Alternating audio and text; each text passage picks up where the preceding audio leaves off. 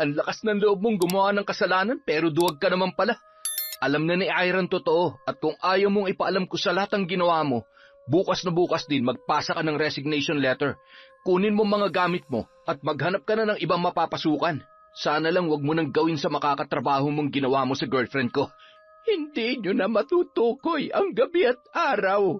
Wala kayong ibang mararamdaman kundi pagod na parang binugbog ng paulit-ulit ang inyong katawan. Tutal mga pangit naman ang ugali ninyo. Dapat ganoon din ang inyong pagmumuka. Maigi pa'y, lagyan ko yan ng sandamakmak na pigsa. Ang magsisilbi niyong muta ay mga itlog ng bangaw na maranasan niyong hindi makakita. Lalabas ang pawis na amoy nabubulok na dugo at kanal.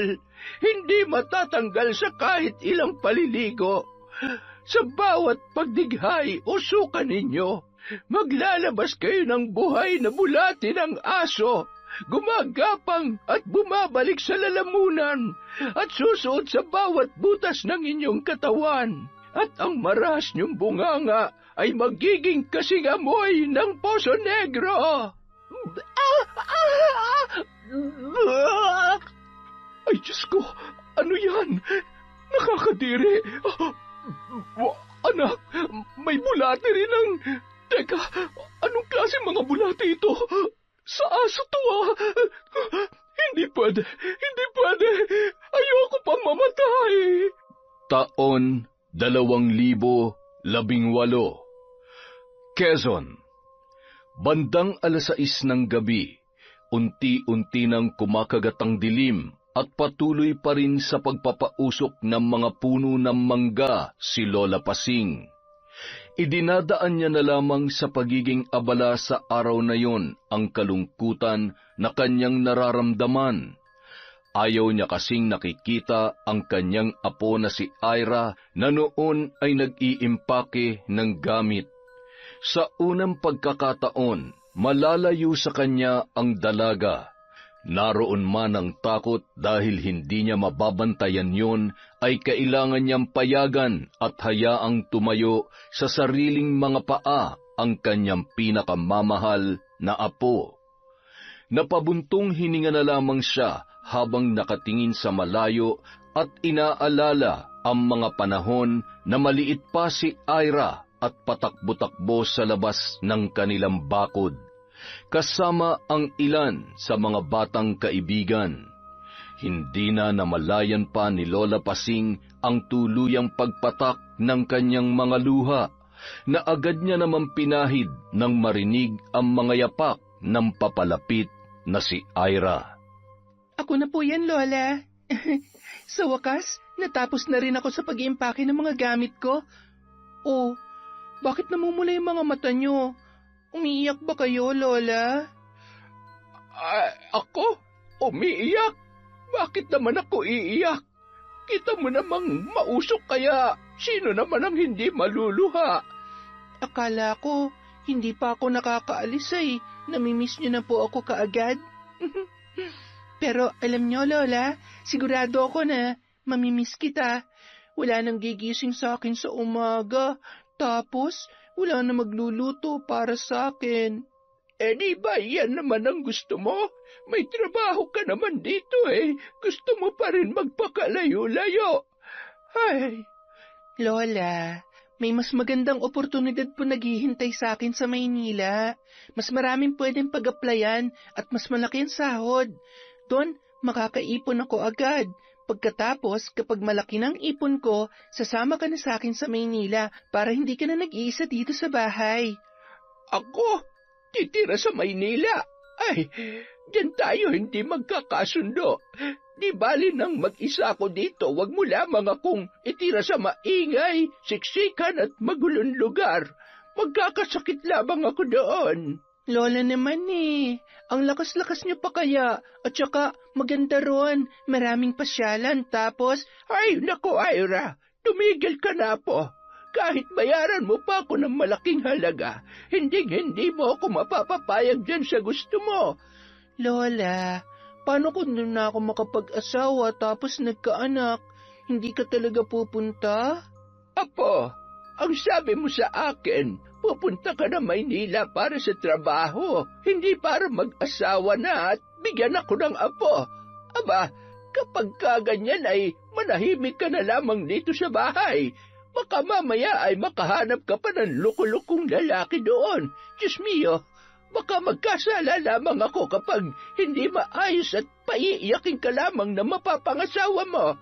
Kayo talaga? Siniseryoso niyo palagi ang mga sinasabi ko. Huwag kayong mag-alala. Uunahin ko lang kung ano makabubuti para sa sarili ko. Lahat ng pangarap natin, tutuparin ko. I love you, Lola.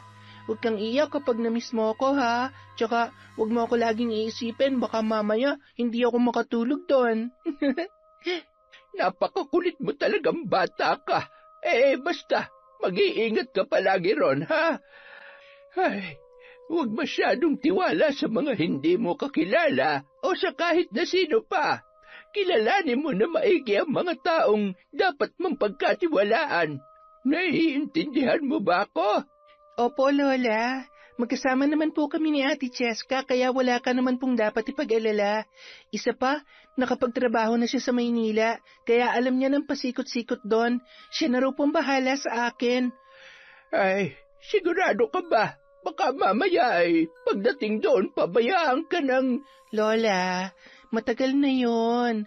At saka, mga bata pa kami noon. Away bata lang po yon. Kung nakuha lamang ni Cheska ang ugali ng kanyang tatay Eman, baka makampante pa ako. Kaso yung mukha at ugali ay hulmang-hulma ng nanay niyang... alam mo na. Lola, okay lang po yon. Hindi na kami mga bata. Kaya ko nang protektahan ng sarili ko. Isa pa, nakikita ko naman kung gaano na siya kabait sa akin ngayon. Alam mo, Apo, yun nga ang mahirap yung... Lola, wala nang nega. Payakap na nga lang sa lola kong mahal na mahal ako. Mula nung sila ay mga bata pa lamang, madalas nang pinag-iinitan ni Cheska si Ira. Kaya naman kapag naaalala ni Lola Pasing ang mga pangyayaring yon, hindi mawala sa kanya ang pag-aalinlangan na yun pa mismo ang makakasama ng kanyang apo sa pakikipagsapalaran sa Maynila. Samantala, Cheska, anak, naayos ko na lahat ng mga dadalhin mo bukas. Galingan mo sa interview dun sa kumpanyang pag-a-applyan nyo ni Ira. Sigurado ako na matatanggap ka agad. Siyempre naman, Nay, sigurado yan. Di hamak naman na mas presentable akong tingnan kesa kay Ira. Isa pa, may experience na ako sa ganung trabaho, kaya sure na matatanggap ako kaagad. Ang galing-galing naman talaga ng anak ko. Ay siya nga pala, paano kung hindi matanggap si Ira? Di mag-apply siya bilang kasambahay. Doon naman siya nababagay Sa bagay, sanay naman yun maghugas ng pinggan at maglaban ng mga... Ano na naman ba yung pinag-uusapan ninyo? Cheska, magpakaate ka naman kay Ira. Nung nabubuhay pa ang tiyo mo at maayos ang trabaho sa Maynila, ni minsan hindi niya tayo pinabayaan. Kaya ako na nakikiusap sa iyo. Alagaan mo si Ira at ituring mo siya bilang kapatid. Magpinsan kayo at dapat nagdadamayan, kaya sana hindi na maulit ang mga kalokohang pinaggagawa mo dati. Teka, ano akala mo sa anak natin? Masamang tao? Aba, hindi responsibilidad ng anak natin ang Ira na yon. Si Cheska ang kinakausap ko, hindi ikaw. Ay, sa halip na ikaw ang magturo na magandang asal dyan sa anak mo, ikaw pa itong... Ay, akala mo ba nakakatulong ka sa ginagawa mo? Huwag mo nang itulad sa iyong anak mo. Kung gusto mong maging maayos at mamuhay siya bilang isang mabuting tao. Abat, Eman, sandali. Saan ka pupunta? Bumalik ka dito. Ay, narinig mo ba yung sinabi ng tatay mo? Lintik na yun. Anong ibig niyang sabihin? Masama akong tao? Ay, Nay, hindi na kayo nasanay kay tatay. Kailan ba naman tayo may ginawang tama sa paningin niya? Lahat na lang sinisita. Mas proud pa nga siya kay Ira kaysa sa akin, diba? Kaya siya matalino, mabait, maaasahan, at higit sa lahat, mas mahal na mahal niya yon kaysa sa akin. Nakalimutan niya yata na pamangkin niya lang yon at ako ang anak niya. Kaya alam mo, Nay, ipapakita ko sa kanya na mas magaling, Mas maganda at walang sinabi sa akin ang ipinagmamalaki niyang pamangkin. Yan, ganyan. Anak nga kita. Kaya mahal na mahal ka ni nanay eh. I love you, anak. I love you too, Nay. Habang patuloy sa pag-uusap ang mag-inang sina Ami at Cheska, nasa labas naman ng bahay si Mang Eman. Nakatingin yon sa malayo hanggang sa mabaling ang atensyon niya sa naglalakad na papalapit sa bahay nila na si Ira. Malayo pa, kapansin-pansin na ang magandang ngiti ng dalaga. May dala yung mangkok na mayroong laman na pagkain. Tiyo, ulam po. Maaga pong nagluto ng ulam si Lola. Nako, mukhang masarap to ah. Adobo sa gata na may papaya. Amoy palang ulam na. Pakisabi sa Lola Pasing mo. Salamat dito, ha? Sige po, makakarating po. Tiyo, si Ate Cheska po. Nasa loob. Halika, nag-aasikaso pa yata yung mag-ina ng mga gamit ng ate mo. Ikaw, nakapaghanda ka na ba? Opo, Tiyo, kanina pa po. Tatanungin ko lang po si ate kung anong oras kami aalis bukas. Maupo ka muna. Nasa kwarto pa yung mag-ina. Cheska! Cheska! Anak! Narito si Ira. Anong oras daw kayo aalis bukas? Lumabas ka muna, anak. Ako nang bahala dito sa mga sapatos na dadalhin mo. Hay, masyado namang excited ang Ira na yan. Sige, Nay, labasin ko lang muna. Baka mamaya ay mapagalitan na naman ako ni tatay. Cheska! Tay, sandali lang po. Nariyan na. Ay, papansin naman kasi tong... Hi, Ira. Kumusta? Ready ka na ba para bukas? Opo, ate. Kanina pa po. Itatanong ko lang sana kung anong oras tayo aalis para alam ko kung anong oras ako gigising. Siguro, 6:00 ay alis na tayo dito para maaga rin tayo makarating ng Maynila. Natawagan ko naman na yung may-ari ng apartment na uupahan natin, kaya wala na tayong poproblemahin pa. Maiba ako. Maayos ba yung mga gamit mo? May maayos ka bang bag? Kasi baka mamaya luma at... Yun ba, ate? Huwag ka mag-alala. Bumili ng bagong bag si Lola. Sayang nga eh. Meron pa namang pwedeng magamit. Pati nga damit at sapatos, bumili din siya. Yung pera pala na binibigay ko sa kanya, iniipon niya, tapos ibinili niya pa rin ang gamit ko. Siguradong malulungkot siya kapag nakaalis na tayo. Oy, huwag ka mag-alala, Ira. Lagi ko siyang kukumustahin at dadalawin sa bahay niyo araw-araw. Basta mag-iingat kayo doon ng ate mo, ha? Kapag may problema, tumawag agad kayo sa akin. Salamat po, Tiyo. Ang bait-bait niyo po talaga. Kahit wala na po akong tatay, nandyan pa rin po kayo para sa amin. Hindi na rin nagtagal, nagpaalam na si Ira para umuwi. Inihatid pa yun ng tiyo Eman niya na animoy hindi pa rin matapos-tapos ang kwentuhan ng dalawa. Samantala, naiirita namang pumasok sa loob ng kwarto si Cheska. Nay, nakakainis. Oh, anong problema? Bakit nakabusamot ka? Kasi may bagong bag si Ira, tapos bago pa yung sapatos at may bagong damit din siya. Baka mamaya mas maganda pa yung bag niya kaysa sa akin. Anak, ano ka ba naman? Baka kung sa tabi-tabi lang yun, binili ng matandang yun. Tsaka, kahit ano pang isuot mo, mas maganda ka pa rin kaysa sa pinsan mong yun. Talaga, Nay? Oo naman. O ayan, humarap ka sa salamin. Di ba? Manang-mana ka sa akin. Nanay naman eh. Aba, lalo pa atang sumama ang loob dahil sa sinabi ko. Kinaumagahan, bago sumapit ang 6:00 ay nakahanda na si Ira. Tumungo siya sa kwarto ng kanyang lola Pasing na noon ay nakatalukbong ng kumot. Lola, gising na. Aalis na po ako. Lola? Sige na. Mag-iingat ka. Bakit nakatalakbong kayo ng kumot? Ayaw niyo po ba akong ihatid kahit sa labas man lang ng tarangkahan? Ayaw niyo po bang mag-kiss at yumakap sa akin bago ako umalis? Sige kayo, mamimiss niyo talaga ako. Siguro umiyak kayo, no? Patingin nga. Hala, sabi ko na nga pa eh. Huwag na kayong umiyak. Nalulungkot na ako. Pinipigilan ko naman, Apo eh. Kaya lang, ewan ko ba sa mata kong to, hindi man lamang makisama. Payakap na lang ulit, Apo, at sige na, umalis ka na. Baka magbago pang isip ko at hindi na kita mapayagan. Matapos mahigpit na yumakap si Ira sa kanyang lola Pasing, nagmadali na yung umalis. Sakto naman napalabas na ng bahay si Cheska, bitbit ang kanyang bag. Agad nang naglakad papunta sa paradahan ng tricycle ang dalawa para sumakay papunta sa istasyon ng bus na bibiyahe sa Maynila.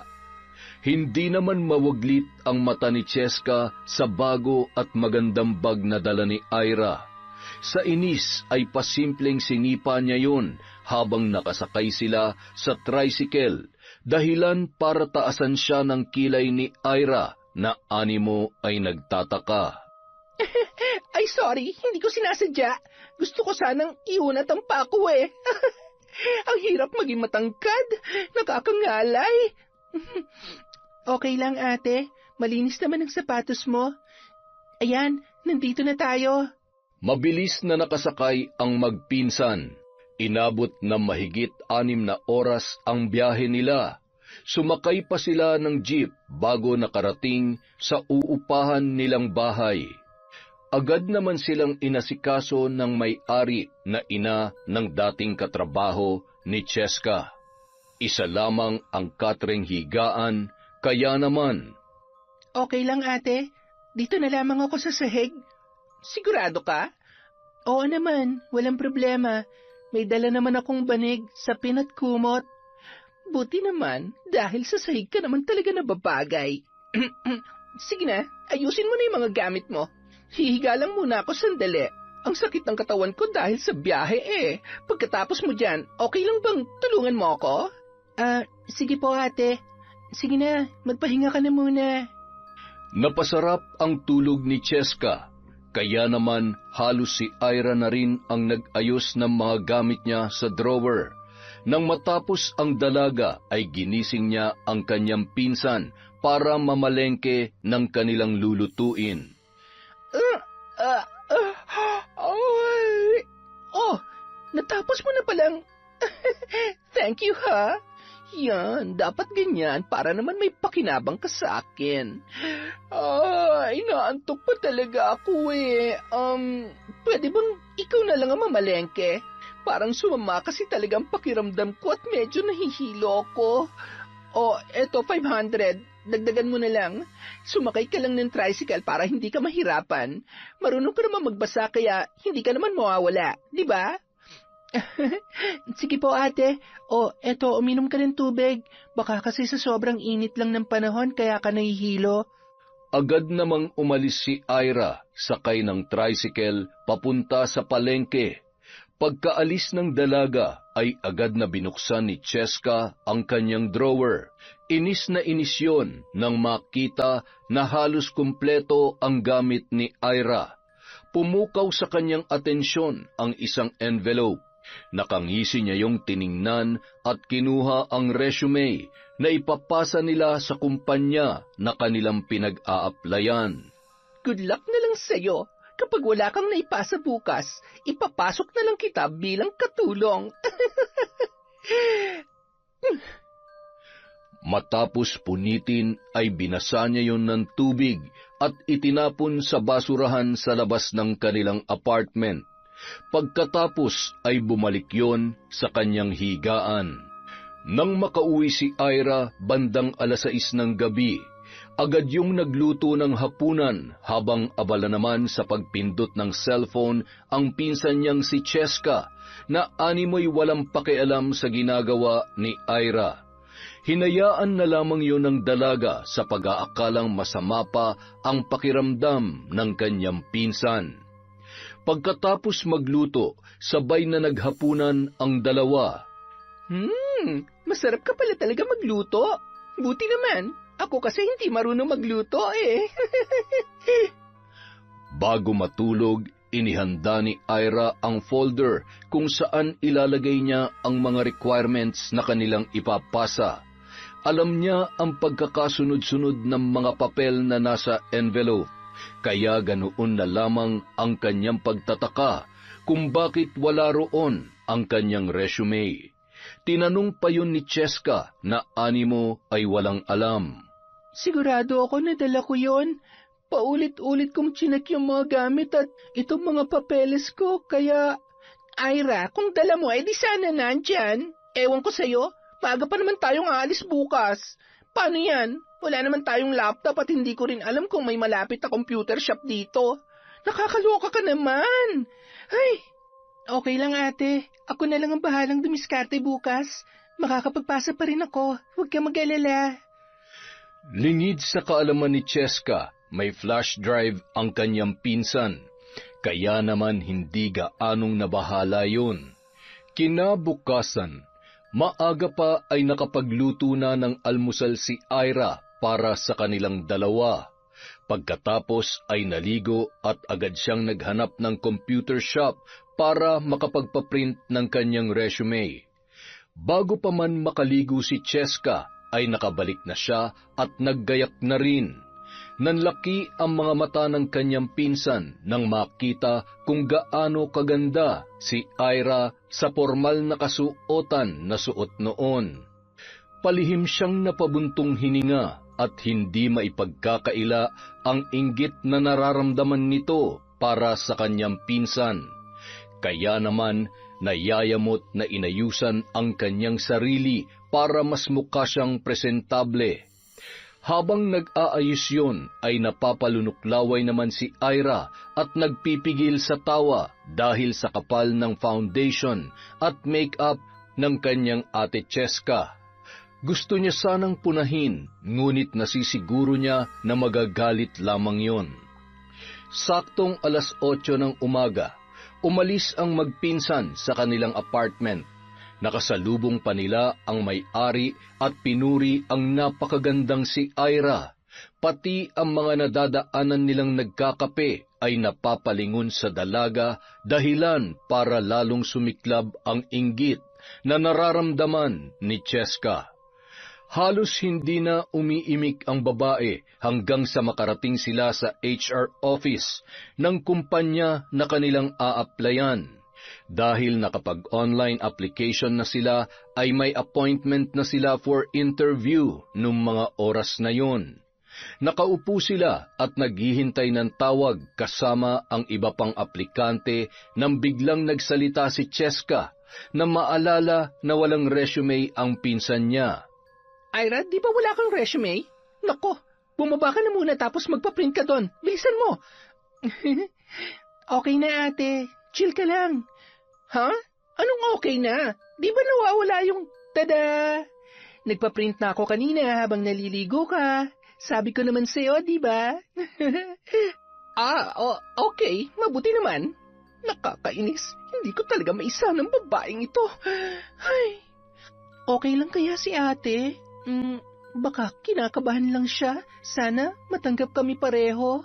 Lord, kayo na pong bahala sa amin ng ate Cheska ko. Isa-isang tinawag ang mga aplikante para sa interview. Matapos silang interviewin, agad na silang umuwi. Tatawagan na lamang kung sakaling matatanggap sila sa posisyon na kanilang inaaplayan. Makalipas ang 1 linggo, nakatanggap na ng tawag si Cheska. Tumitili pa yon sa tuwa na ibinalita sa kanyang pinsan na si Ira. Ang galing mo naman, ate. Kumusta? Ano raw magiging trabaho mo? Ayun, dahil may mas qualified daw sa posisyon na ina-applyan ko, ginawa nila akong office clerk. Pareho ng trabaho ko dati. Medyo mababa ang sahod pero okay na yon, kesa naman hindi natanggap at natawagan. Teka, paano kaya yan? Mukhang hindi ka natanggap pa. Kung sakali man ate, ayos lang. Yung kausap ko kanina, hiningi ang number ko. May isa pa raw kasi siyang kumpanya na pag-a-applyan. Niyaya niya ako kaya kapag hindi ako natawagan ngayon, sasabay na lang ako sa kanya sa pagpasa sa susunod na araw. Okay. Mabuti naman. If ever naman na mahirapan ka, akong bahala sa'yo. Marami mapapasukang trabaho dito. Teka lang ate. May tumatawag? Hello po. Yes po. Talaga po? Copy po. Okay, thank you so much. OMG, ate. Natanggap din ako. Natanggap ako, ate. Ha? Saan? Ano ba yon? Napaka-OA mo naman. Ate, natanggap ako bilang business analyst dahil sa trainings ko. Siguradong matutuwa si Lola. Ha? Ganun ba? Okay, buti naman. Congrats. Agad namang tinawagan ni Ira ang kanyang Lola Pasing. Habang nakakuyom ang mga kamao ni Cheska, nagtatangis ang mga bagang at inis na inis nung mga oras na yon. Makalipas ang 1 linggo, nagsimula na silang pumasok sa trabaho. Naka-assign sa isang department ngunit may mataas na katungkulan si Ira kesa sa kanyang pinsan. Sa unang buwan pa lamang, nagpakita na ng husay at dedikasyon sa trabaho si Ira. Kaya naman halos lahat ng kanyang mga kasama ay natuwa at pinupuri siya. Lalong-lalo na ang kanilang senior manager na si Ralph. Yun kasi ang gumagabay at nagturo sa dalaga sa unang linggo pa lamang nito. Napahanga yun sa angking galing at bilis na matuto ng dalaga. Grabe, ang lupit ng pinsan mo. First month pa lang, awardee na. Asset siya ng kumpanya na to. Siguradong mabilis na mapopromote yan. Alam mo bang bihirang may makasundo yan si Sir Ralph? Mahigpit kasi yan pagdating sa trabaho kaya walang tumatagal. Siyempre, bago pa lang kaya kailangan galingan. Maraming pwede mangyari kaya huwag kayo masyadong mag-expect. Agad na tumalikod si Cheska at pumunta sa kanyang desk. Nakakuyom ang palad at nanlilisik ang mga mata na nakatanaw sa kanyang pinsan na noon ay kausap ng kanilang senior manager. Kahit kailan talaga, masyado kang pabida at sip-sip. Magpakasaya ka na dahil sisiguruhin ko na hindi ka magtatagal sa kumpanyang ito. Ako dapat ang nariyan sa posisyon mo at hindi ikaw, Ira. Humanda ka sa akin. Makalipas ang 1 buwan, isang Facebook dummy account na nakapangalan kay Ira ang nag-add sa buong staff ng kanilang department. Maraming negatibong post yon tungkol sa kumpanyang kanilang pinagtatrabahuhan. Agad namang pinatawag si Ira ng kanilang senior manager para pag-usapan ang tungkol sa bagay na yon. Napatunayan naman ng dalaga na wala siyang kinalaman at hindi talaga siya ang may-ari ng Facebook account na yon. Pagkatapos noon, sabay na umuwi sina Ira at Cheska pagkatapos ng trabaho. Napansin ni Cheska na malalim ang iniisip ng kanyang pinsan, kaya naman agad niyang inusisa yon. Okay ka lang ba? Balita ko, pinatawag ka raw ni Sir Ralph kanina. Ano ba nangyari? Totoo ba na nag-post ka ng kung ano-ano tungkol sa company? Ay, pati ba naman ikaw, ate? Sa tingin mo ba, magagawa ko talaga yon? Kung hindi ikaw, sino naman ang gagawa nun? So ano nangyari? Anong sabi ni boss? OMG, don't tell me na tinanggal ka sa trabaho. Oh, I feel sorry for you, Ira. Huwag ka mag-alala, makakahanap ka ng... Hindi ako tinanggal, ate. Halata naman kasing dami account yon at may personal interest kung bakit niya ginawa yon. Sabi nga nila baka inggiterang palakalang. Bothered lang ako, iniisip ko lang kung sino. Wala naman kasi akong kaaway kaya, ewan, bahala na nga siya. Karmahin nawa siya sa ginagawa niya. Tama, hayaan mo na lang. Halika na, sakay na tayo, nagugutom na ako eh. Pasalamat ka dahil swerte ka. Pero hindi ako titigil hanggat wala ka ng mukhang maiharap sa mga katrabaho natin, lalong-lalo na kay Sir Ralph. Kinaumagahan, pagpasok nila ay usap-usapan pa rin ang issue tungkol kay Ira, dahilan para lalong mainis si Cheska. Nako, sigurado naiinggit lang yun. May mga tao talagang takot malamangan. Hindi kayang tapatan kaya ayun sisiraan. Ang bait-bait kaya ni Ma'am Ira. Maganda, magaling, matalino pa. Kaya sorry na lang ang inggitera na may kagagawan nun. Ramdam na ramdam ni Cheska ang pamumula ng kanyang pisngi nang marinig ang mga sinabi ng kanilang mga katrabaho. Kaya naman nagpanggap na lamang yon na abala sa kanyang ginagawa. Makalipas ang 8 buwan ng pagtatrabaho ay abala at excited na ang lahat para sa paparating na company founding anniversary. Isang bagay lang ang gustong mangyari ni Cheska. Yun ay ang hindi maka-attend ang pinsan niyang si Ira. Gusto niya kasing masiguro na makukuha niya ang atensyon ng lahat. At higit sa lahat, gusto niyang makasiguro na magkakaroon siya ng pagkakataon na makasama si Ralph. Gwapo, matangkad at maraming nahuhumaling sa pagiging misteryoso ng binata. At isa na roon, si Cheska. Hello, Nay. Pwede niyo ba akong tulungan? Tulungan saan? Ano bang klaseng tulong ang kailangan mo? Napakalayo mo naman. Huwag mong sabihin na papupuntahin mo ako dyan. Ano, tambak na naman ba ang labahin mo? Anak naman.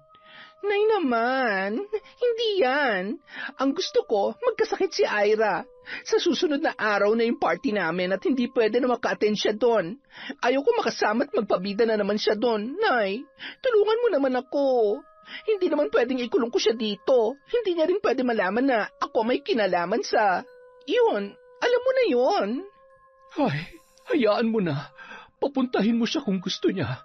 Siguruhin mo lang na mas magandang isusuot mo para hindi ka niya malamangan.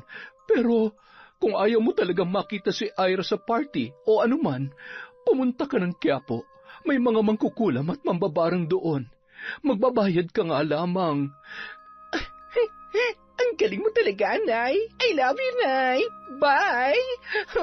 Makapunta nga sa Quiapo. Sorry, Ira. Pasensya na dahil sa pagkakataong ito, sisiguruhin ko na hindi ka na makakalusot pa. Araw ng linggo, walang pasok ang magpinsan. Nagtaka naman si Ira kung bakit paggising niya ay wala na ang kanyang ate Cheska. Nagluto na lamang siya ng pagkain dahil 10:00 na ng umaga. Kapag wala kasing pasok ay bumabawi siya ng tulog. Tinawagan niya pa si Cheska para tanungin kung nasaan yon, ngunit pinapatay lamang noon kaya hindi niya na kinulit pa ang kanyang pinsan. Pagkatapos magluto ay agad nang kumain si Ira. Pagkatapos kumain ay inayos naman niya ang kanyang mga labahin. Ngumiti siya nang hinawakan at tinitigan ang gown na kanyang isusuot. Ang ganda-ganda. Siguradong babagay sa akin to. Excited na ako. Ilang sandali lamang bigla siya nang hina at napaupo. Bigla kasing sumama ang kanyang pakiramdam. Kapag sinusubukan niyang tumayo ay sobra siyang nahihilo at nandidilim ang kanyang pakiramdam. Kaya naman, humiga si Ira at agad na tinawagan ang kanyang Lola Pasing. Lola, nahihilo po ako. Ano? Bakit? Baka naman nalipasan ka ng gutom. Kakakain ko lang po. Maayos naman po ang pakiramdam ko kanina. Nanlalamig po ang paa at kamay ko tapos nahihilo ako. Nandidilim po ang paningin ko, Lola, kapag sinusubukan kong bumangon. Ano po ang gagawin ko, Lola? Sandali lamang. Tatawasin kita. Kumalma ka dyan. Huwag ka munang tatayo at baka matumba ka. Nangangatog tuhod ko sa bata ka eh.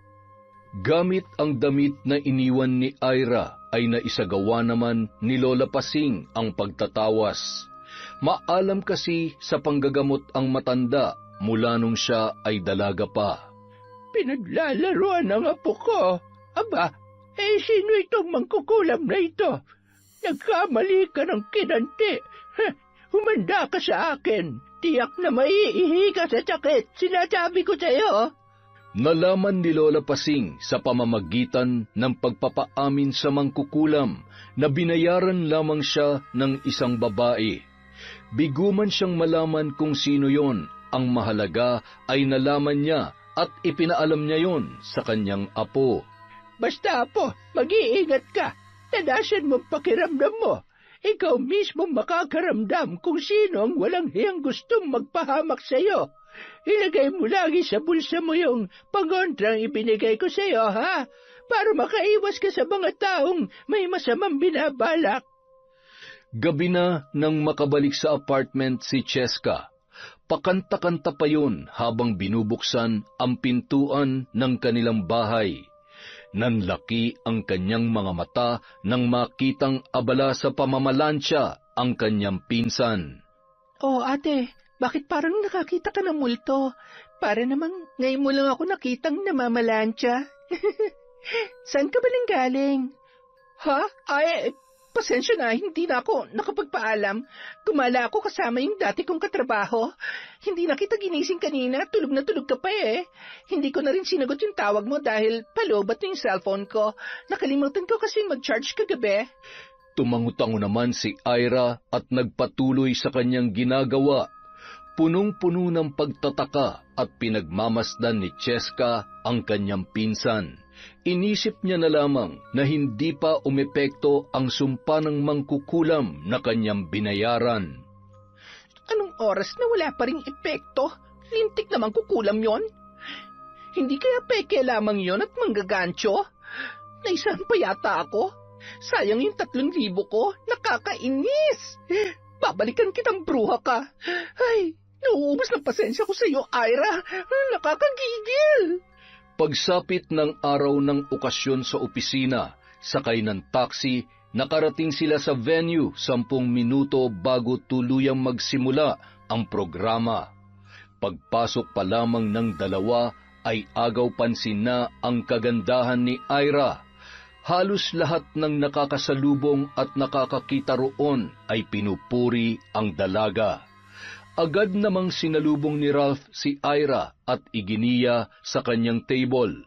Lalo lamang nanliit si Cheska sa kanyang sarili at hinanap ang number ng table niya kung saan naroon ang ilan nilang katrabaho. Magpakasaya ka, Ira. Mamaya sisiguruhin ko na ikaw na mismo tatakbo papalayo dahil sa sobrang kahihiyan. Makalipas ang ilang oras, muli na namang nabigyan ng parangal si Ira.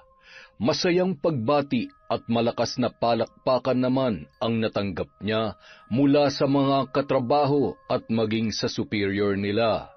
Nakangisi lamang at nababagot na pumapalakpak si Cheska. Maya-maya, napahawak yun sa kanyang tiyan at naramdaman ang malakas na pag-ikot noon, kasabay ng hindi niya mapigilang pag-utot. Mabuti na lamang maingay ang buong silid, kaya naman hindi gaanong rinig yun. Ngunit ang mga tao sa katabing table ay palingon-lingon dahil sa mabahong amoy.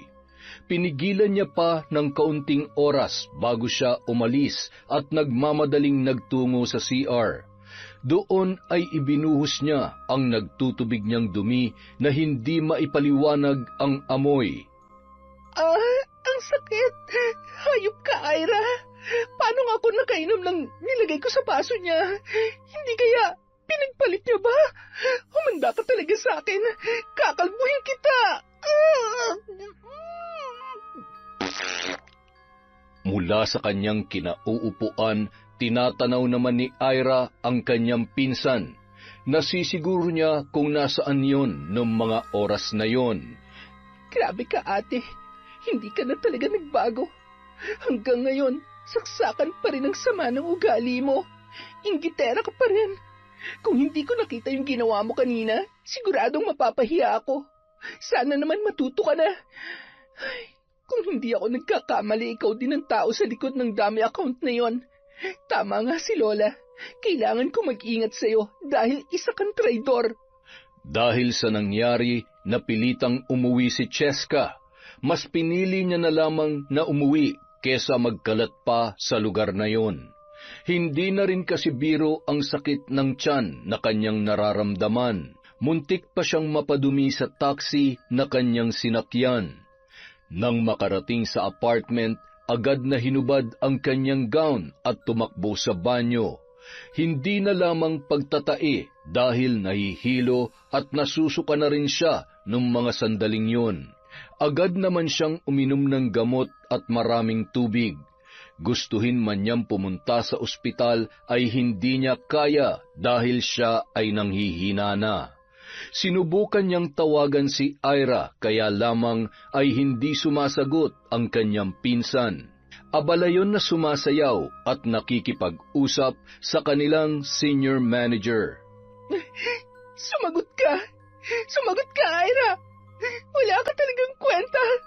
Aray ko, ang sakit! Samantala, matapos ang kasiyahan ng gabing yon, nagmamadali namang sinundan ni Ralph si Ira na noon ay papaalis na sana. Ira, ihatid na kita. Mukhang wala ka nang kasama pa uwi. Teka, ano nga ba nangyari at bigla na lamang umuwi yung pinsan mo? Sumama siguro ang pakiramdam niya. Sir Ralph, sigurado ka bang ihahatid mo ako? As in, sa bahay? Ralph na lang, wala naman tayo sa trabaho eh. At oo, ihahatid kita sa ayaw at sa gusto mo. Okay, sino ba naman ako para tumanggi? Tara? Nang makarating sina Ira at Ralph sa tapat ng apartment na inuupahan nila, ay umiiyak at papaalis na si Cheska. Natitiyak niyang kailangan niya nang magpatingin sa doktor dahil siguradong malala ang kanyang kalagayan. Lalo lamang sumama ang kanyang pakiramdam nang makita na magkahawak kamay si Ralph at ang kanyang pinsan na si Ira.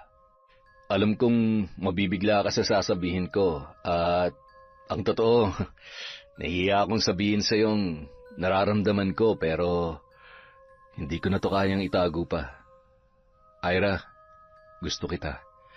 At sa tingin ko... Ira! Tulungan niyo ako! Please, dalhin niyo ako sa ospital! Nangihina na ako! Ang sakit-sakit ng tiyan ko! Dahil nakahawak pa rin si Ralph sa kamay ni Ira, hindi nila nagawang saluhin ang noon ay nagkukunwaring nawalan ng malay na si Cheska. Mga hayop na to! Nauna pa maglandian kesa tulungan ako! Sir, Ralph, tulungan mo naman ako. Dalhin natin sa ospital. Baka kasi mamatay baka may mangyaring masama sa kanya. Ano naman kayang palabas to? Pero mukhang napuruhan siya sa sarili niyang kalokohan. Ayan, mapala mo. Kontrabida ka kasi talaga eh. Binuhat nila ang babae at isinakay sa kotse ni Ralph. Nagmamadali namang nagpalit ng damit si Ira bago sila umalis. Sinugod nila sa emergency room sa pinakamalapit na ospital si Cheska. Agad naman yung inasikaso ng mga nurse at doktor at binigyan ng lunas. Samantala, nag-uusap naman sa labas ng ospital sina Ira at Ralph. Sure ka ba na uuwi na ako? Opo, masyado ka na kayo naabala. Sige na, may pasok pa tayo bukas. Hindi ko lang alam kung makakapasok nga ako, pero kapag maayos naman si Ate Cheska, kahit medyo late, papasok ako, sir. Sige, gusto mo sunduin kita sa inyo? Sobrang abusado ko naman yata sa part na yan. Sige na, umuwi ka na. Maraming salamat and see you tomorrow. Okay, hihintayin kita bukas. At huwag na huwag ka magpapamiss. Magtatampo ko. Sira, sige na. Bye, ingat. Bye, I love you. Hoy, I love you ka dyan. Sige na, umuwi ka na. Opo, uuwi na. Nananaginip ba ako? OMG, yung heartbeat ko. Kalmahan mo, heart. Yung pinsan mo mamamatay na yata. Mapuntahan na nga. Ate Cheska, sana naman magtanda ka na. Bago sumapit ang 5:00 ng madaling araw, pinalabas na sila ng doktor. Tumigil na ang pagsusuka at pagtatae ni Cheska, maging ang pananakit ng kanyang tiyan. May mga ilang panggamot na nireseta ang doktor na agad naman nilang binili bago tuluyang umuwi. Hindi naman umiimik si Cheska na animoy may malalim na iniisip. Hindi rin siya iniimikan ni Ira dahil alam niya na may masasabi lamang siyang hindi maganda.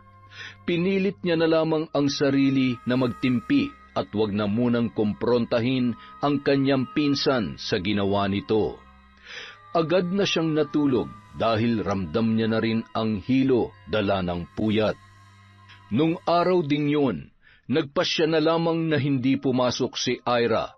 Bukod sa kailangan niyang asikasuhin ang pinsan niyang nanlalambot pa rin, ay umalis siya para maghanap ng malilipatan.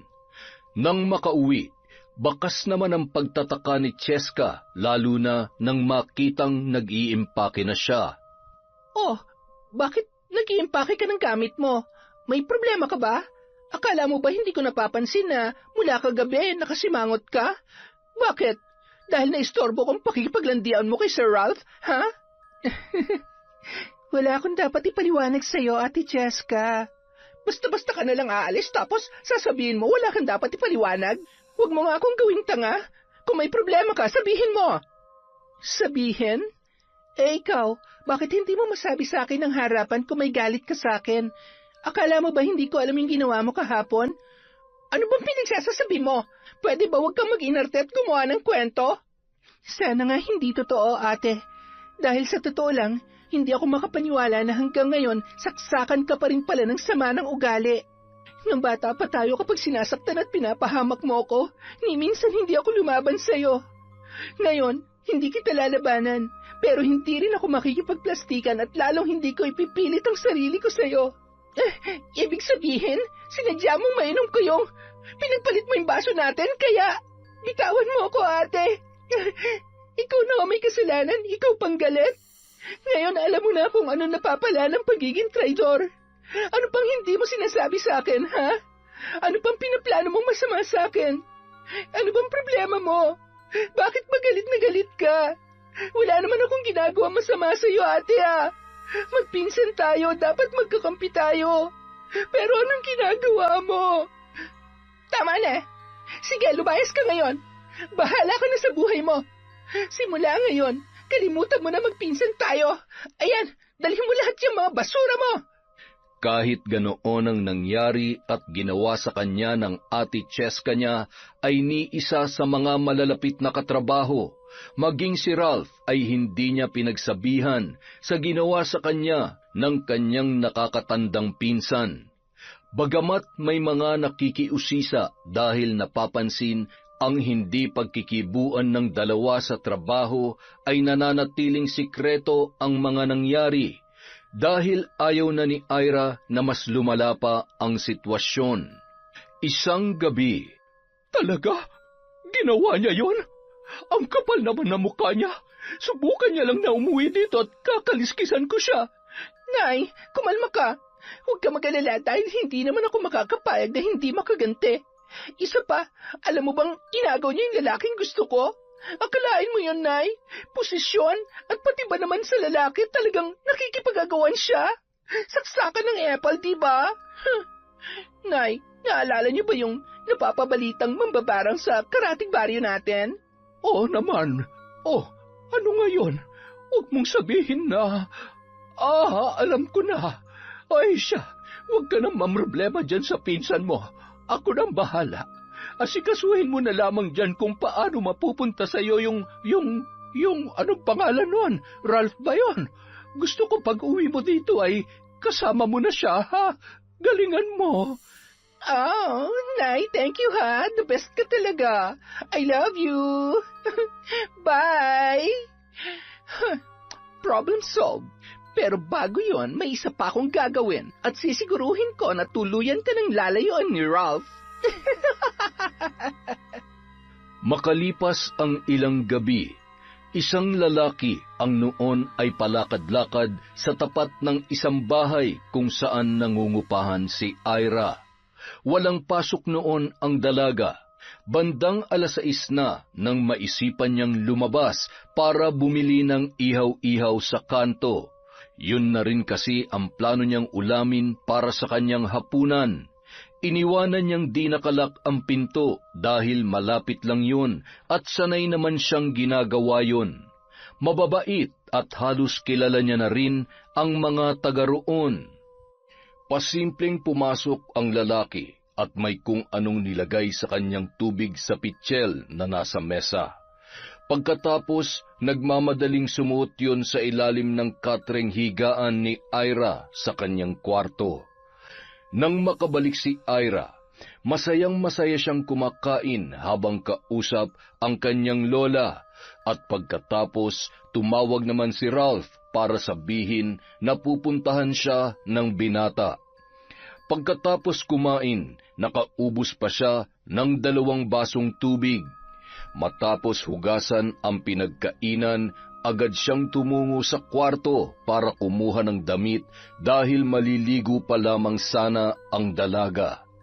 Inamoy-amoy niya pa ang kanyang damit bago tuluyang tumungo sa banyo. Habang naliligo, hindi niya malaman kung bakit pakiramdam niya ay antok na siya at tila ba nahihilo. Pagpasok sa kwarto, tanging tuwalya lamang ang nakatakip sa kanyang katawan. Umupo siya sa katre at doon ay tuluyan na ngang nakatulog ang dalaga. Pawis na lumabas mula sa ilalim ng higaan ang isang binatilyo at nagmamadaling iniayos ang cellphone para i-video ang gagawin niya sa dalaga. Inayos niya ng pwesto si Ira at sinunod lahat ng ipinag-utos sa kanya ni Cheska kapalit ng malaking halaga. Pinaghahagkan niya yon at kung titingnan sa video ay hindi mapapansin na walang malay si Ira. Tuwang-tuwa naman na pinagnanasaan ng lalaki ang magandang dalaga. Mabuti na lamang napigilan nito ang sarili at hindi na uwi sa mas malalapang kahalayan na magpapahamak sa walang kamuwang-muwang na dalaga. Tinakpan niya lamang ng kumot ang babae at agad nang umalis yun. Nakasalubong at nabangga pa nun si Ralph na kabababa lamang ng kotse. Bigla namang kinabahan ang binata nang makitang nakabukas ang pinto ng bahay, kaya napatakbo na siya at agad na tinawag si Ira. Hindi makapaniwala si Ralph nang madatnan niya ang noon ay tulog na si Ira. Basang-basa pa ang buhok at kahit anong gising niya ay hindi yon magkamalay. Natatarantang binihisan at dinala niya yon sa ospital. Matapos ang pagsusuri ay nalaman niyang may pinainom na gamot sa babae dahilan para makatulog yon ng ganon kahimbing. Dahil sa takot nang makita niya ang mga pulang pantal sa ilang bahagi ng katawan ng dalaga ay pinasuri din niya kung posibleng nagahasa si Ira. Samantala, Magaling, hindi na sayang ang pera ko. Salamat ha. Sorry pero sa pagkakataong ito, sisiguruhin ko na kawawa ka, Ira. Mawawalan ka na nga ng trabaho, kamumuhian at pandidirihan ka pa ni Ralph. Yak! gamit ang isang account na pinangalanan niya ng lalaki ay sinend niya ang maselang video na yon kay Ralph. Laking gulat na lamang ng binata nang matanggap ang video na yon dahil kasama niya pa rin sa ospital si Ira at hindi pa rin nagkakamalay. Agad namang ipinaalam ni Ralph sa mga kasamahan niya ang totoong kalagayan ni Ira. Agad namang tinawagan ni Ralph ang account na yon at masayang pinakinggan ni Cheska ang boses ng binata sa pag-aakalang napaniwala niya yon. "Hayop ka! Kung sino ka man, magtago ka na! Burahin mo yan! Ipapahanap kita kahit saang sulok ka pa man ng impyerno magtago! Nakita kita kanina at namukaan kita! Ipapakulong kita! Tandaan mo yan!" Nanginginig ang kamay na pinatay ni Cheska ang tawag at nataranta. kung nagagawa mong lusutan ng lahat ng to, pues sigurado sa mambabarang wala ka ng laban. Uuwi ka sa probinsya na gumagapang sa sakit. Doon ka mabubulok at doon ka mamamatay. At ikaw, Ralph, hindi ako titigil hanggat hindi kayo naghihiwalay. Akin ka lang! Akin ka lang! Samantala, Ralph, anong ginagawa ko dito? Anong nangyari? Bakit nandito ako? Ira, ayos ka lang. Huwag ka matakot. Maayos ng lahat. Sabi ng doktor, posibleng may inilagay na pampatulog sa tubig na ininom mo, kaya nakatulog ka at nawalan ka ng malay. Paano ba? Ayaw ko na sanang ipakita to sa'yo dahil... Basta, huwag ka mag-alala. Nagawan ko na ng paraan. Na-block ko na ang account na yan. Pinaiimbestigahan ko na rin kung kanino yan ang galing. Ang alin? Kinakabahan naman ako sa sinasabi mo. Akin na nga. Hindi totoo yan. Shh! Huwag ka nang umiyak. Hindi ka niya nagalaw. Sa tingin ko, sinadya to. Isang malaking plano para sirain ka. Kasi kung talagang rapist ang taong yun, hindi lang yan ang ginawa niya sa'yo. Hindi mo na kailangan magpaimbestiga. Isang tao lang ang alam ko may gawa nito. Sinusubukan kong protektahan ang pangalan niya pero paulit-ulit niya naman akong sinisira. Hindi ko na mapapalampas to. Sobra na siya. Anong ibig mong sabihin? Kilala mo kung sinong... Si Ate Cheska.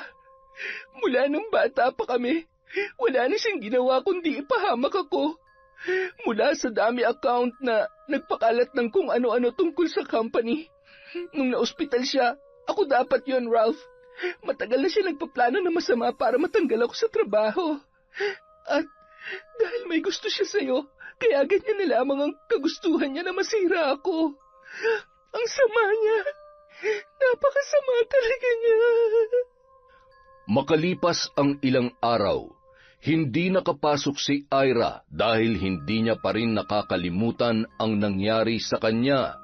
Napilitan namang puntahan siya ng kanyang lola Pasing na labis ang naramdamang galit para sa gumawa noon sa kanyang apo. Pinigilan lamang siya ni Ira dahil natitiyak ng dalaga na mas lalala lamang ang sitwasyon. Gayunpaman, gustong makakuha ni Ira ng sapat na ebidensya na ang pinsan nga niya ang may gawa noon sa kanya. Sa tulong ni Ralph at ilang malapit na kaibigan, nagawa nilang makuha ang cellphone ni Cheska. Nang makarating siya sa apartment, ay natataranta niyang hinanap ang kanyang cellphone. Nasaan na ba yon? Dito ko lang naman nilagay yun Hindi pwedeng maiwan o mawala yon. Nakakainis naman Anong gagawin ko? Ang tanga-tanga ko talaga. Puros kapalpakan na lamang. Ay, ano ba yan? Habang patuloy sa paghalungkat ng kanyang mga gamit, nanlaki ang kanyang mga mata nang biglang pumasok sa pinto si Ralph. Oh, may problema ba? May hinahanap ka? Opo sir. Yung cellphone ko po kasi nawawala. Ano po palang ginagawa niyo dito? May sadya po ba kayo? Nakalimutan niyo na po bang lumipat na ng tirahan yung pinsan ko? Hindi naman. Ang totoo, ikaw talagang sadya ko.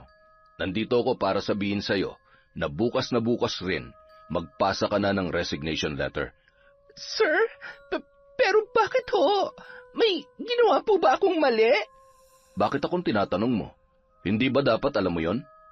Siya nga pala, etong cellphone mo. Iniiwan mo kasi kung saan-saan Wala pa namang lock screen kaya nalaman ko tuloy na ikaw ang nasa likod ng dami account ni Ira at ikaw din ang nasa likod ng video na... Sir, pakiusap! Huwag niyo naman po akong tanggalan ng trabaho. Huwag niyo rin po sana sasabihin to sa pinsan ko, sir. Papatayin ho ako ng tatay ko kapag nalaman niyo na ginawa ko to kay Ira. Maawa na po kayo. Ang lakas ng loob mong gumawa ng kasalanan pero duwag ka naman pala. Alam na ni Ira ang totoo at kung ayaw mong ipaalam ko sa lahat ang ginawa mo, bukas din, magpasa ka na ng resignation letter. Kunin mo mga gamit mo at maghanap ka na ng ibang mapapasukan. Sana lang, huwag mo nang gawin sa mga katrabaho mong ginawa mo sa girlfriend ko." Matapos sabihin yon, agad nang umalis ang lalaki at napahagulhol na lamang si Cheska dahil sa mga binitiwang salita ni Ralph. Samantala, nang gabi ring yun, Lola? Lola? Oh, Apo, ayos ka lang ba? Bakit? Meron bang masakit sa'yo? Lola, nahihirapan po akong huminga. Wag! May gumagapang sa likod ko, Lola. Bakit ang daming gagamba? Lola, paalisin mo ang mga yan. Mukhang pinaglalaruan ka na naman. Kailangan mong isuot ang kwintas na ito. Huwag kang matakot. Magdasal ka. Tumingin ka kay Lola. Nang maisuot na ang kwintas ng San Benito, ay agad na umayos ang pakiramdam ng dalaga. Niyakap niya ang kanyang lola at nagpasalamat doon. Hindi na ako natutuwa sa nangyayari sa'yo. Sigurado ako na pinagtutulungan ka ng mag-inang halangang kaluluwa at ang dugong dumadaloy sa kanilang katawan ay sagana sa inggit. Gusto talaga nilang matikman ang galit ko, ha? Pues, pagbibigyan ko sila. Huwag mo akong pipigilan, Ira.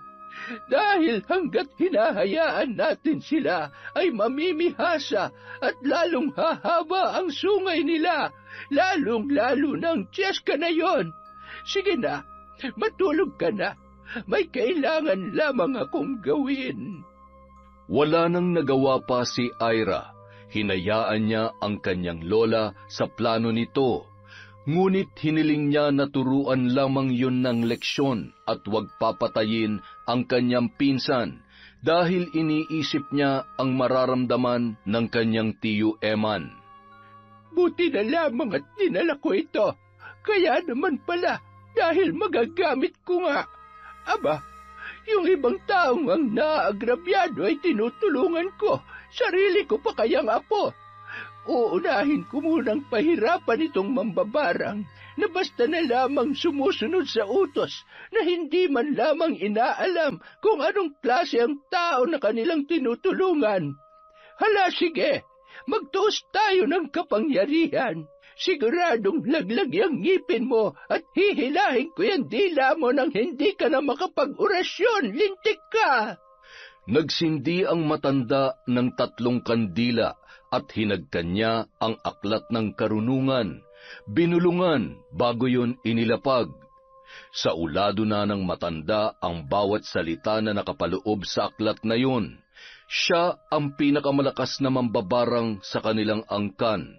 Tubong si Quijor at mula pagkabata ay mulat na sa paggamit ng itim na kapangyarihan.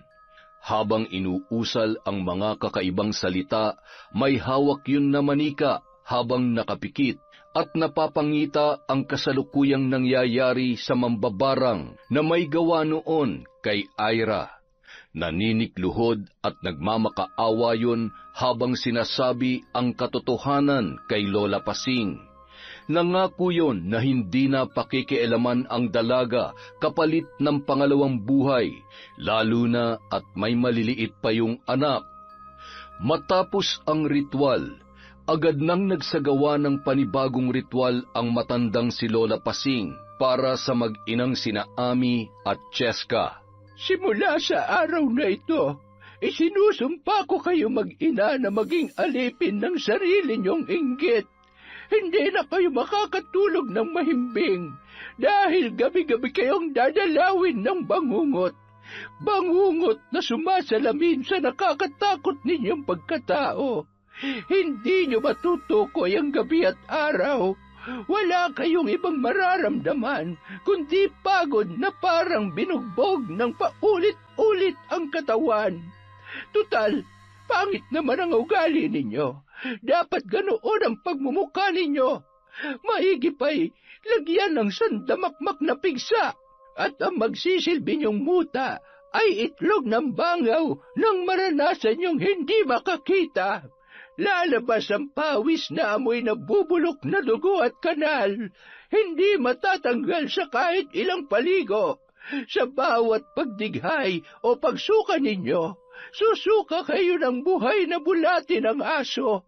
Gumagapang at bumabalik sa lalamunan ninyo at susuot sa bawat butas ng inyong katawan.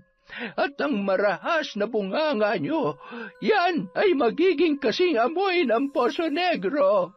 Ang sumpang ito ay mananatiling buhay hanggat hindi nababawasan ang inggit at kasamaan sa inyong puso. Makalipas ang 2 araw, gulat na gulat si Ami nang makita sa harap ng kanilang bahay ang anak niyang si Cheska, bitbit ang isang bag. Nakatalukbong yun na animoy may kung anong itinatago sa kanyang muka. Cheska, anak ko, anong nangyari? Bakit ka umuwi at bakit meron ka rin yan? Pareho ng pigsa ko yung laki at itsura at kung gaano karami. Ano ba ang nangyayari sa atin? Bakit pa akong tinatanong nyo? Baka tatanga-tanga yung mambabarang na inutusin nyo. Hindi ba dapat si Ira nakakaranas nito? Bakit ako? Bakit tayo, Nay? Kailan ba siya mawawala sa buhay ko? Dahil kay Ira nawalan na rin ako ng trabaho. Hindi ko siya mapapatawad. Tama ba narinig ko na nawalan ka ng trabaho dahil kay Ira? Sigurado ka? Hindi yan magagawa ni Ira. Kilala ko ang batang yon. Ano bang gusto mong palabasin? Na sinungaling ang anak mo? Tingnan mo ang kalagayan namin. Mukha pa ba kami magsisinungaling sa lagay namin ito? Siguradong binabarang na kami ng maglolang yon. Hindi ba't umalis si Pasing? Magkasama sila ngayon, hindi ba? Hindi ba't may chismis na mambabarang ang angka na matandang yon sa Sikihor? Eman, tulungan mo kami ng anak mo. Baka kung anong gawin nila sa amin. Ay, yan. Pumunta kayo sa ospital para mawala yung kung anong tumutubo sa mga mukha ninyo. Pagkatapos ay pumunta kayo sa simbahan. Magdasal kayo. Humingi kayo ng tawad sa mga kasalanang ginagawa ninyo. Aba, Eman, bumalik ka dito. Saan ka pupunta? Hindi ka man lamang ba nag-aalala sa lagay ng... Ay, Diyos ko, ano yan? Kadiri, anak, may bulati rin ng kung anong klaseng bulati ito? Sa aso ito, Hindi ito pwede, hindi. Ayoko pang mamatay. Anong gagawin natin, Nay? Kailangan nating... Nay, nanghihina po ako. Matapos maihiga ni Ami ang kanyang anak, ay siya naman ang nakaramdam ng labis na panghihina. Tinawagan niya si Eman at dahil sa hina ng kanyang boses at pagmamakaawa, ay napilitang sundin ng lalaki ang pakiusap ni Ami na kumuha ng albularyo. Bigo namang makahanap ng albularyo ang kanyang asawa dahil lahat ng mga yon ay may kanya-kanyang dahilan. Nararamdaman kasi nila ang matinding galit ng mambabarang at ang lakas ng sumpa. Hindi pa man nila nakikita ang mga biktima. Itinuro nila si Eman sa karatig baryo, ngunit paggabi na, kaya minabuti niya na lamang na umuwi muna at tingnan ang kalagayan ng mag-ina. Ano ka ba naman, Eman? Bakit wala? Ano, hahayaan mo na lamang kami mamatay? Ha? Wala ka man lang bang gagawin? Maawa ka naman sa amin ang anak mo. Gagawa ako ng paraan. Pwede ba huwag ka na magsalita? Mamamatay na rin ako sa amoy ng bunganga mo. Ano ba naman kasi at nagkakaganyan kayo? Sigurado ko, may ginawa na naman kayong kalokohan. Kapag nalaman ko ang totoo na may sinisikreto kayo sa aking mag-ina, iiwanan ko talaga kayo. Hindi ko na kinakaya ang ugali ninyo, lalo ka na, Ami. Agad nang umalis si Eman at nagtungo sa kabilang baryo para puntahan ang itinuturong albularyo na makakatulong sa kanyang mag-ina. Ilang oras ang nakalipas, nakatulog na rin si Ami sa tabi ng kanyang anak. Sabay silang napabalikwas dahil sa katakot-takot na bangungot. Nang makita ang itsura ng isa't isa ay lalong nagsisigaw ang mga yon. Napatakip sila ng bunganga nang sila mismo ay hindi kinaya ang hindi maipaliwanag na amoy na nagmumula roon. Tagaktak ang kanilang pawis na napakabaho. Umiiyak na silang pareho hanggang sa maramdaman nila na hindi na nila magawang imulat ang kanilang mga mata.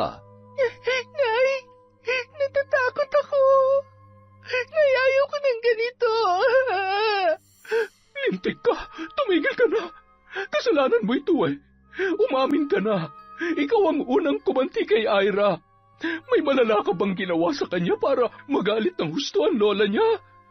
Sabi mo kasi, di ba? Sabi mo, gawin ko ang lahat para hindi ako matalo ng Ira na yon. Ginawa ko lang naman kung anong gusto niyo, para makuha kung anong dapat sa akin, pero lagi na lang siyang nananalo. Ako lagi na lang ganito, talunan. Bakit pa ako sinisisi niyo? Kayo tong nagpabarang sa kanya eh. Tanga ka ba? Matapos mong sabihin na ipabarang ko siya kung sisisihin mo. Ay, buisit. Anong gagawin natin ngayon? Ang bobo mo kasi. Bakit akong tinatanong nyo? Bobo nga, di ba? Makabobo kayo dyan. Sa'yo lang naman ako nagmana. Tay, nasaan ka na? Halos maghahating gabi na nang makabalik si Eman kasama ang albularyo. Masyadong malakas ang may gawa nito, pero wala naman siyang balak patayin ang mag-ina mo. Ang gusto lamang niya ay ang magbago at pagsisihan nila ang nagawa nilang kasalanan. Malaki ang naging atraso nila sa taong malapit sa kanya. Yan ang habang sinasabi ko eh. Hindi kasi kayo nakikinig sa akin. At ikaw, Ami, hanggang kailan mo kukonsintihin niyang anak mo sa mga pinaggagawa niya? Sa halip na pagsabihan at pangaralan mo ay ginagatungan mo pa. Pwede ba? Huwag ka nang magalit. Nagsisisi na nga eh. Pangako, magbabago na ako. Kung kailangan ko manikluhod at humingi ng tawad kay Ira at sa matandang mambabarang na yon, gagawin ko. Kahit ako na lang ang patayin nila o di kaya pahirapan. Huwag na ang anak natin. Bata pa siya at marami pang pagkakataon na itama ang mga pagkakamali niya. Patawarin niyo ako. Anak, kailangan nating humingi ng tawad sa kanila. Paano pa ako patatawarin ni Ira? Tay, sobrang laki ng kasalanan ko sa kanya. Siguradong hindi niya ako mapapatawad. Samantala, Lola, bakit hindi po kayo mapakali? Hindi pa po ba kayo inaantok? Apo, nagsisisi na sila. Sa tingin mo, matututo na kaya sila sa nangyari? Panahon lamang ang makakapagsabi kung totoong nagbago na ang isang tao o kung natuto nga ba sa kanilang kasalanan.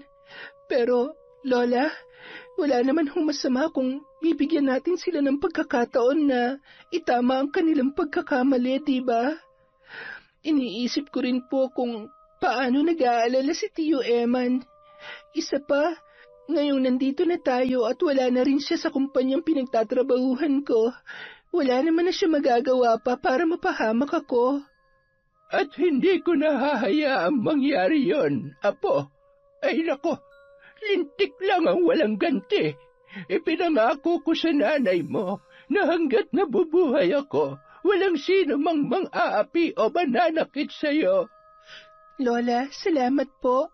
Pero, pwede bang itigil niyo na ang pagpapahirap sa kanila? Ay, napakabuti ng puso mo, Apo. Kaya mas pinagpapala ka.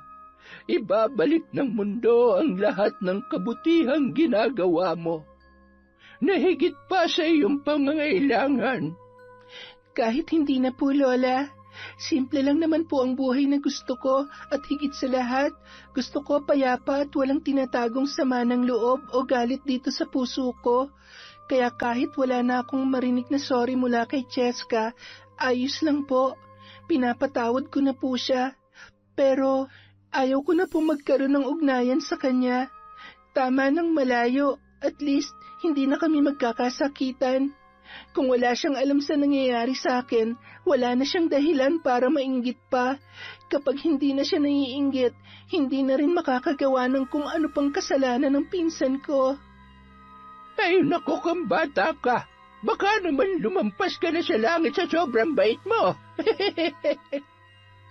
Sa kabilang banda, Nay, nawawala na po ang mga... Gumagaling na po tayo. Salamat po, Tatang. wala akong kinalaman dyan. Sadyang gusto lamang kayong turuan ng leksyon ng mambabarang na may gawa nito. Magpasalamat kayo dahil nanaig ang awa sa kanyang puso, o maaaring may taong pumigil o nakiusap sa kanya na bawiin ang sumpa. Si Ira, siguradong siya rin ang nakiusap sa lola niya. Tay, patawad. Huwag na sana kayo magalit sa amin ni Nanay. Hindi ako natutuwa sa ginawa ninyo. Ano man ang dahilan mo, maling-mali ang ginawa mo, Cheska. Paano kung tuluyang nag-ahasa ng lalaking yun ang pinsan mo, ha? Paano kung may masama nangyari sa kanya? Babae ka rin. Ay, naku talaga, oo. Hindi ko maintindihan kung bakit. Ay, ayusin mo ang problemang ginawa mo. Kung akong tatanungin, ang dapat sa iyo ikulong. Eman naman, masyado ka naman nagpapadala sa galit mo. Nagsisisi na nga yung anak mo eh. Tumigil ka, isa ka pa. Ay, kapag malakas na kayo, pupunta tayo sa Maynila. Kailangan natin humingi ng tawad at gusto ko rin makita ang kalagayan ni Ira. Ihahatid ko lang muna si Tatang sa bahay niya. Asikasuhin yung sarili niyo. Pagbalik ko ay mag-uusap-usap tayo, ha? Matapos ihatid ang albularyo, umuwi na rin agad si Eman. Nadatnan niyang tulog na tulog ang mag-ina. Halata sa itsura nila ang hirap at sakit na ipinaranas sa kanila ni Lola Pasing. Naroon ang awa pero mas nananaig pa rin ang nararamdaman niyang pagkadismaya. Makalipas ang 1 linggo, kahit paano nasanay na si Lola Pasing sa Maynila. Kapag nasa trabaho si Ira ay lumalabas-labas pa siya para may nakakausap. Kung minsan naman, nanonood lamang yon ng TV. Kapag nababagot, tinatawagan ang kanyang mga malapit na kaibigan sa probinsya. Isang umaga, saktong walang pasok si Ira.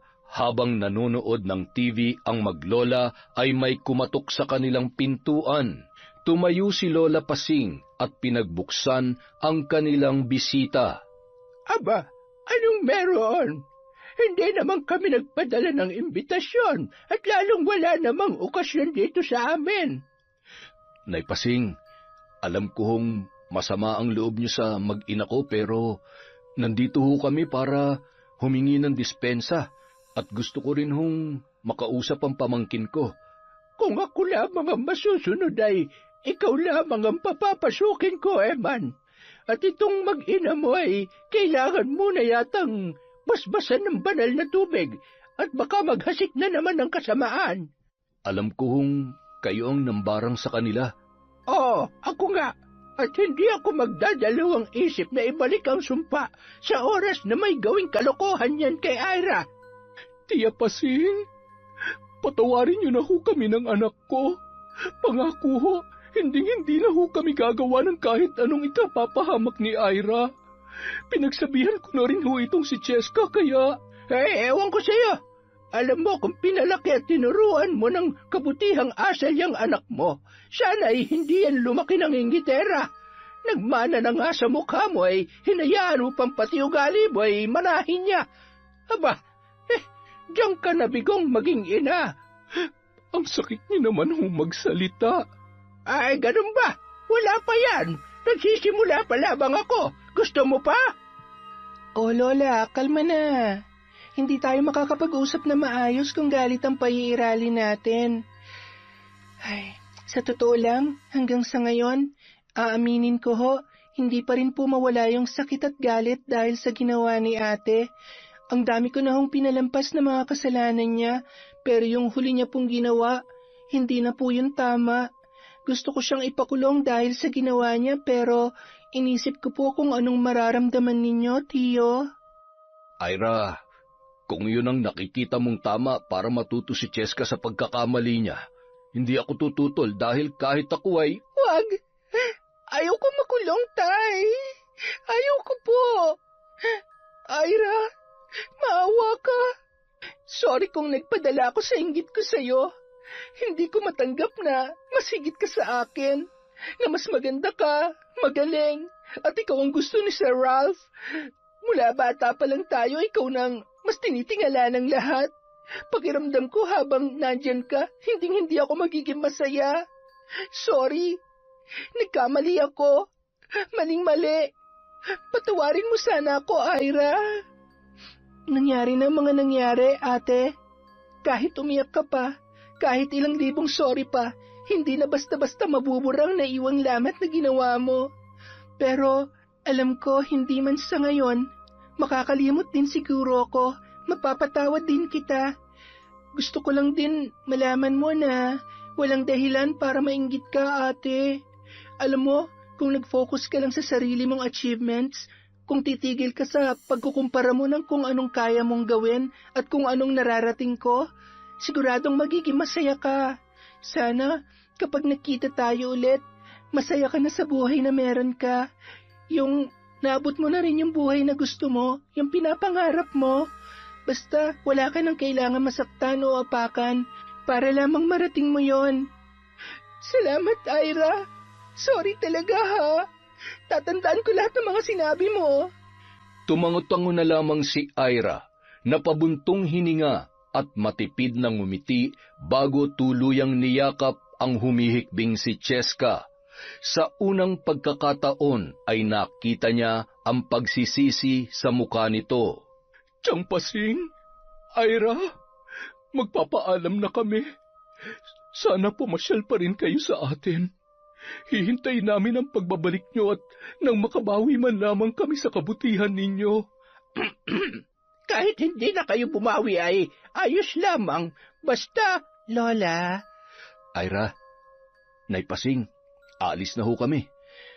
Iha, maraming salamat at mag-iingat ka palagi, ha? Sobrang namiss kita. Namiss ko rin po kayo, Tiyo. Mahigpit na niyakap ni Ira ang kanyang tiyo Eman at pagkatapos ay lumabas na ang mga yon. Ilang hakbang pa lamang ay biglang tinawag ni Ira ang kanyang tiyo at lumakad yon pabalik. Nagmamadaling may kinuha sa kabinet ang dalaga na nakapaloob sa isang sobre. Iniabot niya yon sa kanyang tiyo Eman. Ano ito, Ira? Para saan ito? Naalala niyo po ba nung nag-aaral pa ako? Lagi niyo ho akong binibigyan ng baon, tapos lagi niyo rin akong binibilhan ng tsinelas. Kahit na paulit-ulit naman ho yung pinuputol at minsan ay itinatago ni Ate Cheska. Nung nagkatrabaho na po ako dito, lagi ho akong nagtatabi ng pera para sa inyo, Tiyo. Sa'yo po yan, bawal niyo po yung tanggihan. Salamat po dahil kahit wala na si tatay, nandyan pa rin po kayo. Mahal na mahal ko po kayo, Tiyo. Napaluha naman ang lalaki sa mga sinabing yon ni Ira. Ni minsan ay hindi niya naramdaman ang ganoong pagmamahal mula sa kanyang sariling anak. Muli niya pa yung niyakap at paulit-ulit na pinasalamatan. Sina Ami at Cheska naman ay hindi makapaniwala sa ginawa ni Ira. Doon lamang nila napagtanto kung gaano kabuti ang puso ng dalaga, dahilan para mahiya ang mga yon sa kanilang sarili. Makalipas ang isang buwan, muli namang inihatid ni Ralph si Ira sa bahay nito. Pinatuloy yun ng dalaga dahil sa gabing yun, gusto niya nang sabihin sa kanyang lola ang namamagitan sa kanila ng binata. Tumabi si Lola Pasing sa tagiliran ng binata at tinitigan ang mukha noon. Ralph, ako nga ay tapatin mo. May gusto ka ba sa akin? Ay, sapo ko? Nililigawan mo ba siya o manliligaw ka? Lola, hindi po siya manliligaw. Buti naman. Bata ka pa naman kaya huwag na muna. 23 ka pa lamang. Siguro kapag 25 o 30 ka na, pwede na. Lola naman, grabe naman yung 30. Aba, Nagmamadali ka ba? Mabilis lang naman ang panahon. Paano kaya yan? Oh, bakit? Paano po kasi? Hindi po siya nanliligaw kasi. Kami na po, Lola. Ha? Ano sabi mo? Kami na po. Ay, teka, tama ba? Kayo na. Boyfriend mo na ang lalaking yan. Pambihira naman na po. Bakit hindi mo man lamang sinabi sa akin? Kailan ka pa natutong maglihim? Pagkatapos kitang palakihin, ngayon ay mag-aasawa ka na ba? Ano bang hindi mo sinasabi sa akin, ha? Sorry na po, Lola. Masyado namang matampuhin eh. I love you. Lola, wag na po kayong umiyak. Masisira po yung ganda ninyo. Sige kayo. Wag po kayong mag-alala. Mahal na mahal ko po ang apo ninyo. Hindi ko siya sasaktan o kaya naman ay pababayaan. Siya, may magagawa pa ba ako? Siguruhin mo lamang natutuparin mo yung mga sinabi mo. Gusto ko lamang malaman mo na pagdating sa apo ko, wala akong sinasanto. Kahit na napakagwapo mo ay, nako, malilintikan ka sa akin. Tatawa-tawa ka pa dyan.